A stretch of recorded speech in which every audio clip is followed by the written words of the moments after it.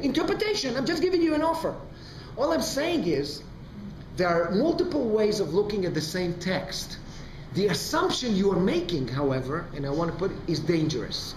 And that assumption is that there is a single interpretation that may point to the mind of God here. No, I totally take no, if you said interpretation. I didn't know that. I'm open to hear. No, I'm not saying. So if there is an assumption that there is one truth, all I'm saying is. No, I take the point that there are, at least 70 ways of interpreting the Torah, and multiple, and actually they could be even further if you take the 70 is just a random number, right. But you understand where I'm coming from. I'm telling you this not as an intellectual exercise. I'm telling you this because it is embedded in the way rabbis understand Torah. It is really a matrix. They understand Torah as a text that is, I discussed this with you. I told a divinity cloaked in language, if you remember we talked.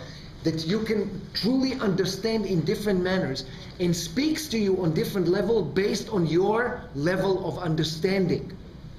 The text itself is meaningless. The only prism through which it can assume meaning is through your eyes and through your heart. And just like the Chinese proverb says, a person never enters the same river twice, the Jewish version of that is a person never reads the same Torah twice. The Torah hasn't changed. You have. That's what I'm talking about. So I just gave you an example of how to read the same text and extract. Actually stems from a question that you ask yourself, because you ask yourself, why did God tell them not to? And you attempt to answer that question. Why did they not have to? And which you could. Absolutely. Of course you could. Absolutely. And it wouldn't be wrong. Yeah, absolutely. Now remember what we said about meaning as a process that comes from the inside?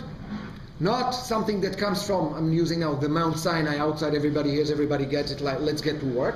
But rather, an inside process that if you followed my line of thinking up to this point, you can understand that if it's an inside process, and each one of us is an individual, obviously the process that we undergo is individual.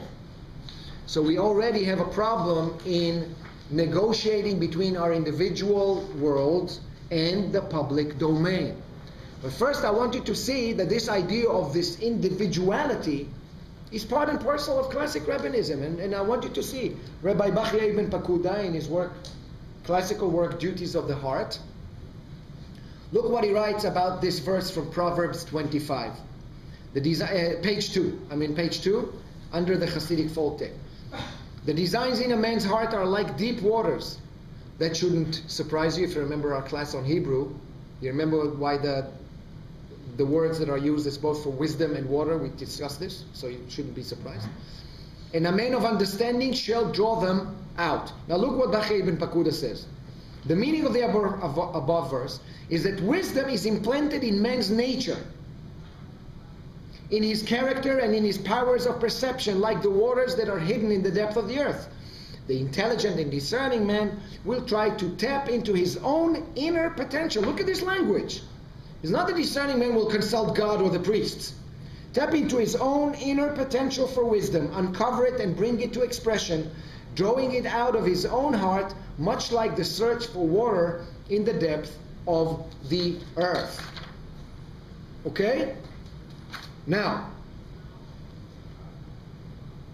so here's a question for you. If each and every one of us is individual, and there's one thing we have in common, and that is that we're different, how do we become one? What does Judaism mean? Are there as many Judaisms as there are Jews? Should we let go of the term Judaism as a nonsense, as a myth, as a word that we use that has virtually no meaning? Because you can still be an individual, respect the other, and be unified in respecting the other and recognizing the individual and the godliness and sanctity in the other individual, but not seeing them in your image, but just respecting. You know what? But respect is not enough. I don't need just to respect you is politeness. It's political correctness. I'm talking about creating a community. If you think about the body. What is the communal value of respect? Well, we have the commandments which give us the... Who is we? You said we. Yeah. Who is we? Those Jews we have. Well, you already made 5 assumptions here. I'm asking you now, I don't want this argument to become tautological, my dear. You have to unpack the words you're using here in order to answer my question. I said now we have 18 of us, and according to what I showed you so far, there are literally 18 of us. Each one of us is an existential island.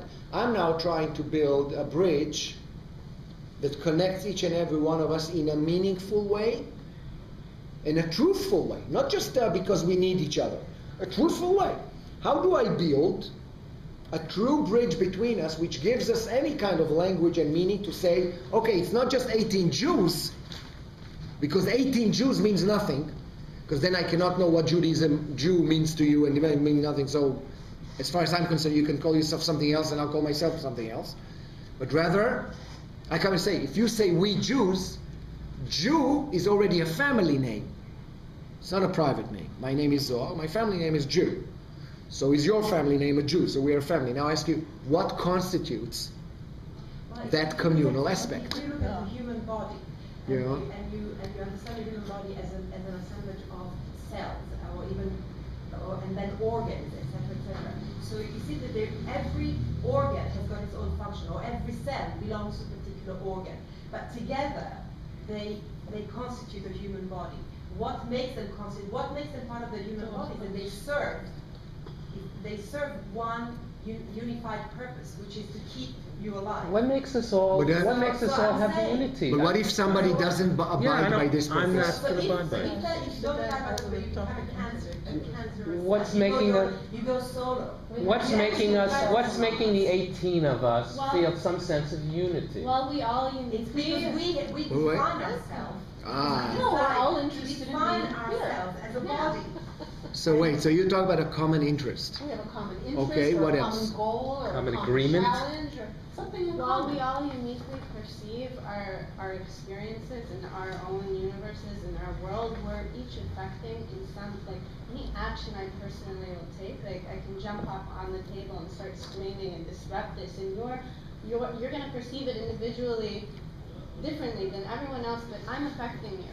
And no matter what I choose to do, I'm gonna affect you. And if I'm absolutely unique, no one's ever been like me, no one is like me, no one ever will be like me, there's only one, like, there's something that I only uniquely can bring to the communal experience. Everyone will experience it in some way.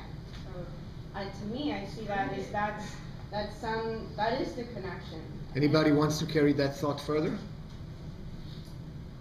I think it starts back with It's what like you were what- saying about the respect. I think it's like that golden rule, because the self is so sanctified, you want to see the self and the other somehow. Okay, so if the self is sanctified, then by extension, The other. every self is sanctified. Fantastic. So that point number one.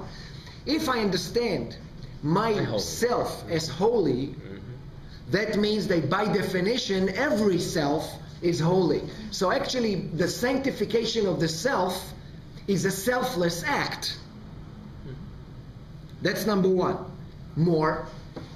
Very good. So now we have a little breakthrough out of this existential island. What else? We But built... that's relevant to all humanity, not just Jews. Okay, Yeah. absolutely. Yeah. Absolutely. We'll ask about Judaism as well. But you're right. You were talking particularly about a group of Jews together. What's that We'll get common there. Because what we're dealing with is a Jewish class. But I'm asking you a question that can pertain to any element between you and any other communal structure. That's where the theological issue comes in, the meaning, finding the collective. That's deeper than. But how does it work between us? Yeah. How does it work? Now let's work horizontal, guys. I showed you axis mundis. I said there's theological. Now horizontal. You gave me one reasoning which is fantastic. You said, if I sanctify myself, I have to, by default, sanctify everybody else. So now I sanctified my human landscape. The human landscape around me is sanctified. Everybody is unique. If everybody is unique, what stems from that? You already stumbled on it. Or picked on it, not stumbled. You take us in that direction.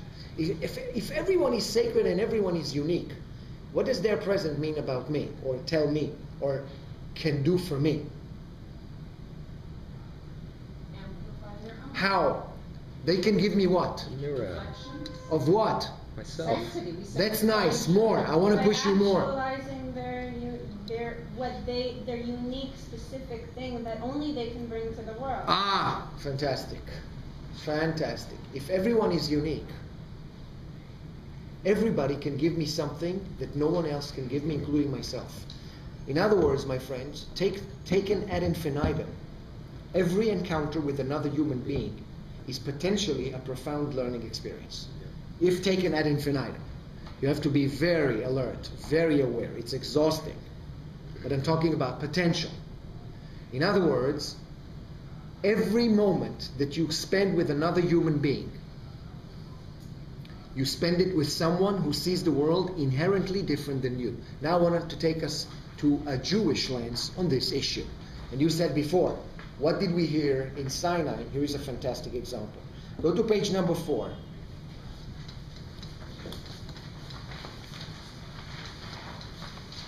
Communal sanctity as a Jewish backbone. Now we move from individual sanctity that Soloveitchik talked about, and he also talked about communal sanctity.